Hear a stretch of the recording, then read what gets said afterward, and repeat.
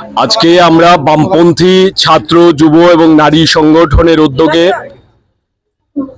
খুবই জরুরি ভিত্তিতে আমরা এখানে পূর্ব আগরতলা মহিলা থানায় বিক্ষোভে মিলিত হয়েছি।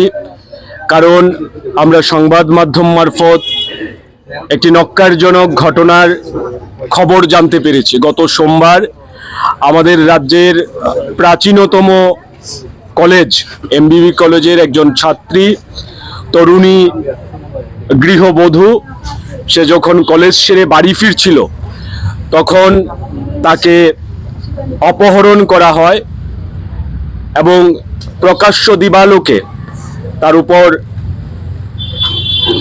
গণধর্ষণের ঘটনা সংঘটিত হয়েছে এবং আগরতলা শহরের অদূরে একটি স্থানে তাকে ফেলে দেওয়া হয়। পরবর্তীতে সে মেয়েটিকে উদ্ধার করা হয়।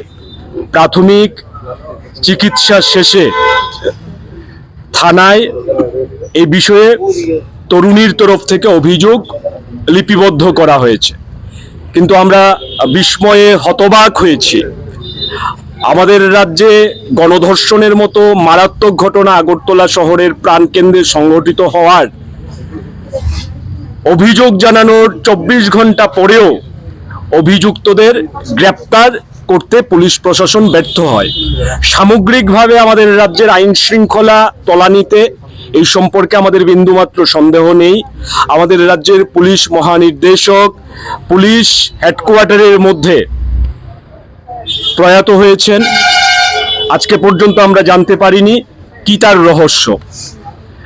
আগরতলা গভর্নমেন্ট মেডিকেল কলেজের হোস্টেলের মধ্যে ছাত্রীর উপর নির্যাতনমূলক ঘটনা ঘটে এবং প্রতিদিন রাজ্যের নানা প্রান্তে এই ধরনের নারীদের উপর নির্যাতনমূলক ঘটনা ক্রমবর্ধমান। সরকার একেবারে নির্বিকার। মানিক সাহা যখন মুখ্যমন্ত্রী হয়েছিলেন গোটা আগরতলা শহর এমনকি গোটা রাজ্যেই পোস্টারে